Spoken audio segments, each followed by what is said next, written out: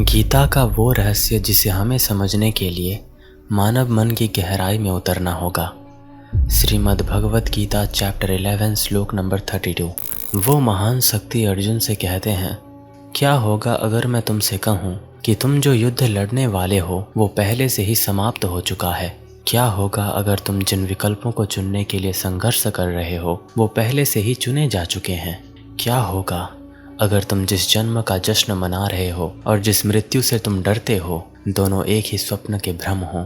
कुरुक्षेत्र के इस विराट सन्नाटे में अर्जुन कांप रहे होते हैं। तभी कृष्ण अर्जुन से कहते हैं, मैं वो काल हूँ अर्जुन जो अनंत लोगों का महान संहारक है। मैं इन लोगों का विनाश करने आया हूँ। तुम्हारे भागीदारी के बिना भी तुम्हारे सामने खड़े ये योद्धा पहले ही मारे जा चुके हैं। अब दोस्तों जरा इन बातों को ध्यान से सुनना। हर कोई इस श्लोक को एक शक्ति की घोषणा के रूप में पढ़ता है, लेकिन कृष्ण मृत्यु की भविष्यवाणी नहीं कर रहे होते।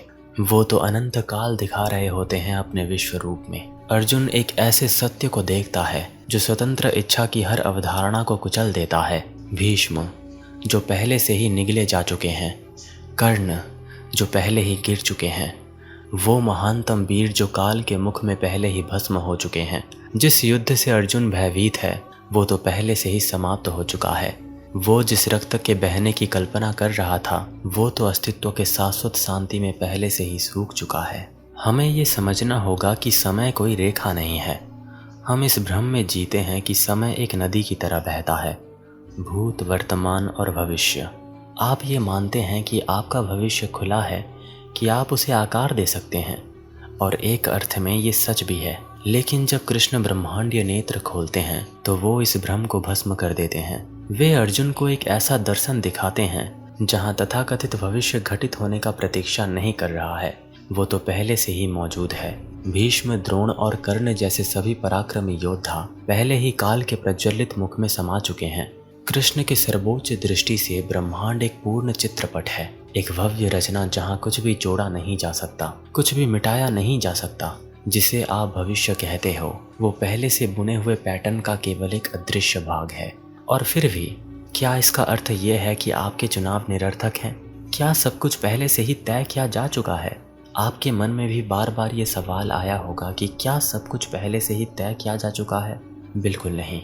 यहाँ एक सूक्ष्म सत्य है जिसे अधिकांश लोग अनदेखा कर देते हैं। परम दृष्टिकोण से पूरा खेल पूर्ण है। आपका कर्म, आपका निर्णय सभी वास्तविक है। सभी का अपना एक महत्व है। कर्मण्यवाधिकारस्ते मा फलेषु कदाचन। कर्म करने का अधिकार तो बस तुम्हारा है, उसके फल का कभी नहीं। फल समग्रता का है, लेकिन कर्म तुम्हारा है।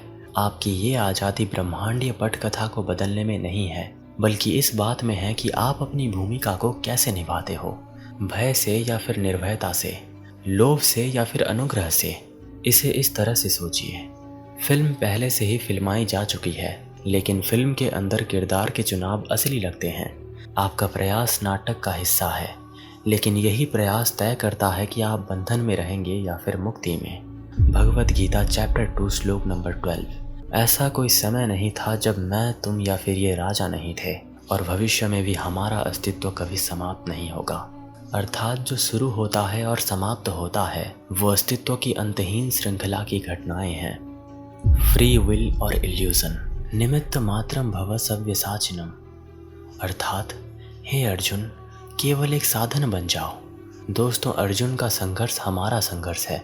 क्या मैं अपने भाग्य का नियंत्रण करता हूँ या मैं केवल एक मोहर हूँ? गीता वज्रपात की तरह उत्तर देती है, हाँ तुम कर्म करते हो, लेकिन तुम्हारा कर्म पहले से ही शाश्वत लिपि में समाया हुआ है। स्वतंत्र इच्छा एक कार्यात्मक भ्रम है, खेल को जीवित रखने के लिए एक आवश्यक झूठ है। तुम ये सोचते हो कि तुम चुनाव करते हो, लेकिन चुनाव करने वाला चुनाव का हिस्सा होता है, और चुनाव एक पूर्व लिखित स्वप्न का हिस्सा है। एक बहुत ही गहरा एग्जाम्पल मैं आपको देना चाहूँगा, जरा ध्यान से सुनना। कल्पना कीजिए कि एक विशाल नदी सागर की ओर बह रही है। नदी की मंजिल तो तय है ना, हर एक बूंद सागर में विलीन होगा। यही नियति है। रास्ते में चाहे कुछ भी आ जाए, तूफान, पत्थर या फिर मोड़, नदी अपने अंतिम मिलन से बच नहीं सकता। फिर भी दोस्तों, उस यात्रा में स्वतंत्रता है। नदी शांत होकर बह सकती है, खेतों को पोषित कर सकती है, या फिर वो बाढ़ में उफान मार सकती है और गांव को तबाह कर सकती है। वो तो झरनों के रूप में संगीत रच सकती है या फिर अंधेरी घाटियों में चुपचाप बह सकती है। लेकिन दोस्तों, सागर बिना बदले इंतजार करता है ना। लेकिन नदी का गीत, उसकी सुंदरता या हिंसा, उसकी निर्मलता या कीचड़, ये उसका चुनाव होता है। आपके साथ भी ऐसा ही है। आप शाश्वत नियम को नहीं बदल सकते। सभी प्राणी अंत में स्रोत की ओर लौटते हैं, लेकिन आप ये तय करते हो कि आपको कैसे बहना है, प्रतिरोध और उथल पुथल के साथ या फिर समर्पण और सुंदरता के साथ। The spiritual shock. जब ये सत्य प्रकट होता है तो क्या होता है? भय नष्ट हो जाता है, महत्वाकांक्षाएं नष्ट हो जाती हैं, आशा भी नष्ट हो जाती है, क्योंकि आशा भविष्य से जुड़ी होती है और कृष्ण ने भविष्य को भी मिटा दिया है। फिर आखिर क्या बचता है? एक शुद्ध सहभागिता, चिंता रहित कर्म, घृणा रहित युद्ध, आसक्ति रहित प्रेम। क्योंकि अब तुम ये जानते हो कि तुम भी कर्ता नहीं थे, तुम कभी पीड़ित नहीं थे, तुम वो पर्दा थे जिस पर अस्तित्व रूपी एक फिल्म चलती है। The secrets of the secrets.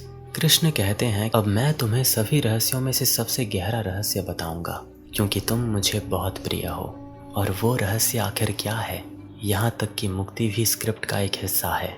आपकी आज़ादी की चाहत भी नाटक में एक भूमिका है। साक्षी ही एकमात्र सत्य है, समय से परे, मृत्यु से परे और बनने से परे। जब अर्जुन ये देखता है तो उसका कंपन बंद हो जाता है। ब्रह्मांड की वो दिव्यता जो अनंत काल में कहीं एक बार किसी आयाम में घटित होती है। ज्ञान से परे शून्यता की वो खाई जहाँ अनंतता का वास है। तो मैं ये उम्मीद करता हूँ दोस्तों कि आपको ये वीडियो पसंद आया होगा। अगर आप 9 अगस्त से 26 अगस्त तक चलने वाले इस इटर्नल कॉन्वर्सेशन विद कृष्णा वाले ऑनलाइन प्रोग्राम में मेरे साथ जुड़ना चाहते हो, जहां हम भगवत गीता को एक अलग ही रूप में समझेंगे, 18 दिन 18 चैप्टर्स, तो स्क्रीन पे शो हो रहे इस नंबर या ईमेल पे आप कॉन्टैक्ट कर सकते हो। और अगर आप मेरे पिछले प्रोग्राम की रिकॉर्डिंग्स या ऑडियो बुक्स, PDF कुछ भी पढ़ना चाहते हो तो आप मेरी वेबसाइट को विजिट कर सकते हो। तो मिलते हैं दोस्तों एक और ज्ञानजनक वीडियो में। आपका मूल्यवान समय देने के लिए बहुत बहुत धन्यवाद।